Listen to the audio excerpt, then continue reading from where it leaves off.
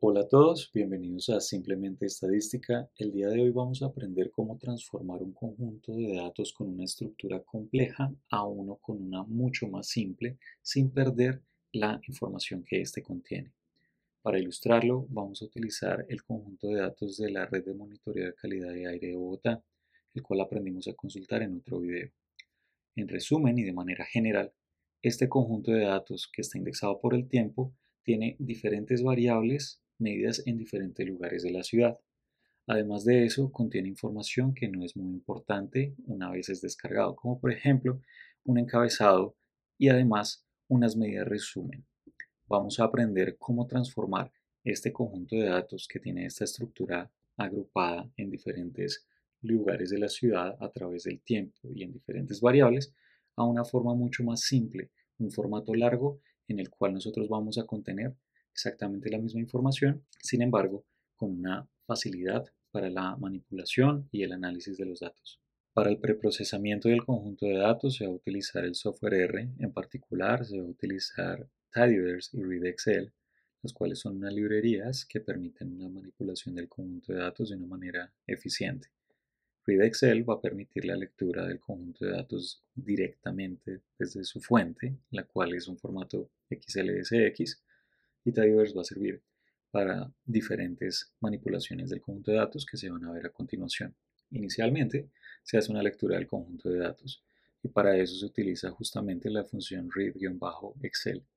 Aquí, además del argumento del archivo que se quiere leer, se tienen algunos argumentos adicionales. En particular se están utilizando tres. El primero es la hoja en la cual se encuentra el conjunto de datos, solamente hay una, y en el caso que estamos utilizando sería la primera. Skip igual a 1 básicamente está saltando la primera fila del Excel, la cual no contiene información de interés.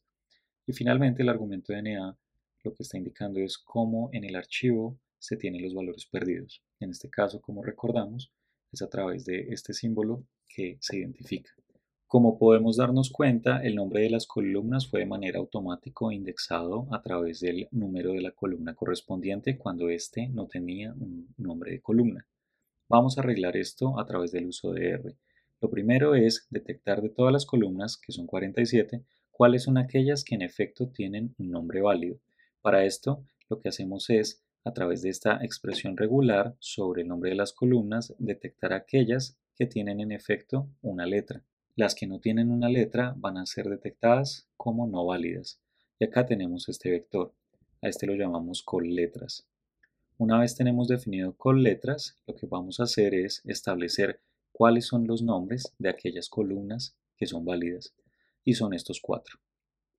Posteriormente, si realizamos la suma acumulada de colletras, que básicamente es la suma acumulada de los true y false que vimos anteriormente, lo que va a hacer es indicarme para cada una de las columnas a qué grupo corresponde, es decir, para Datetime le corresponde únicamente la primera columna, para Ciudad Bolívar le corresponden todas las demás y así sucesivamente.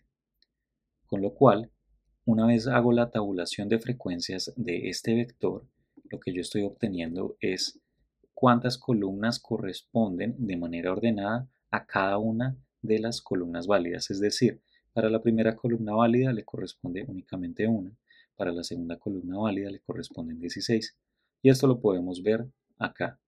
Para la primera columna únicamente le corresponde Daytime, para la segunda columna válida que es Ciudad Bolívar le corresponden la siguiente 16 columnas. Ahora, con el comando rep, lo que vamos a hacer es repetir las columnas válidas tantas veces como corresponda con el vector de conteos que obtuvimos anteriormente. Una vez ejecutamos esto, a ello lo vamos a configurar como las nuevas columnas del conjunto de datos original. Y una vez hecho esto, lo que tenemos es que nuestro conjunto de datos ahora tiene columnas válidas. Al ver ahora el conjunto de datos actualizado, nos damos cuenta que las columnas ya no tienen esta indexación numérica artificial, sino que cada una corresponde con los lugares de interés de la ciudad. Sin embargo, como podemos notar adicionalmente, tenemos dos filas, las cuales tienen información importante. La primera fila del conjunto de datos tiene la variable que está siendo medida y la segunda tiene las unidades de medida de la variable. Para lo cual, volviendo al código, lo que se hace es actualizar nuevamente el nombre de las columnas, pero ahora tomando el nombre de las columnas actual, concadenado y separado por un guión, con la primera fila y la primera columna del conjunto de datos.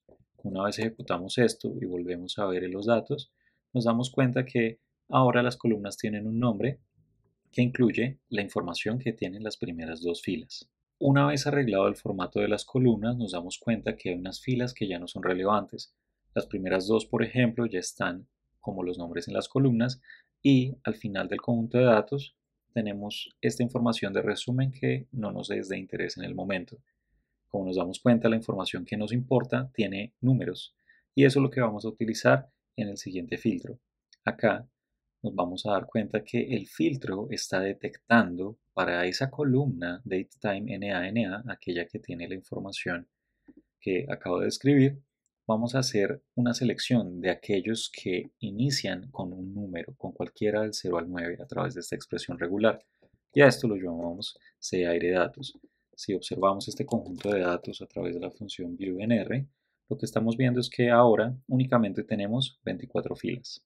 El formato actual del conjunto de datos es un formato ancho, en el cual tengo en cada una de las columnas una variable y en cada una de las filas, en este caso, una unidad muestral que viene a ser el tiempo en el cual fueron medidas las observaciones. Por lo cual, lo que nosotros vamos a hacer ahora es transformarlo en un formato largo. En el formato largo, ahora, cada fila no va a representar a una unidad muestral, sino que va a representar cada una de las variables de cada una de las unidades muestrales, es decir, vamos a elongar o vectorizar el conjunto de datos. Para eso vamos a utilizar la función de pivote en R para absolutamente todas las columnas, excepto para DateTime NaNA. Esta es la única columna que no vamos a permitir que tenga esta configuración en un vector o en una sola única columna. Cuando ejecutamos esto nos vamos a dar cuenta que esta vectorización o este elongamiento del conjunto de datos lo que nos permite a nosotros ahora es que haya una sola columna que llamamos variable a través del argumento names2, tenga todas las variables excepto aquella que pusimos en calls. Fíjense, el menos está excluyendo esta variable y luego en la siguiente columna que llamamos valor, como se dieron cuenta en el argumento values2, lo que vamos a tener es el valor correspondiente, que si es NA, pues no pone ninguno, y si no, pone el valor correspondiente. Ya estamos muy cerca del formato deseado. Para finalizar, como mencionamos anteriormente, las columnas del conjunto de datos fueron transformadas en sus nombres para contener toda la información necesaria y luego a través del proceso de vectorización o elongación con la función pivote, ahora se transformaron en filas del conjunto de datos dadas en la columna variable. Esta columna fue intencionalmente creada con ese separador de guión, como lo vimos anteriormente, para poder ahora separarlo en columnas adicionales que contengan la información de manera diferencial y de manera mucho más estructurada. Además, quisiéramos diferenciar la hora de la fecha en las mediciones que tenemos, por lo cual volvemos al código y a través del conjunto de datos que tenemos actualmente definido utilizamos la función de separación para cada una de las dos variables que describo.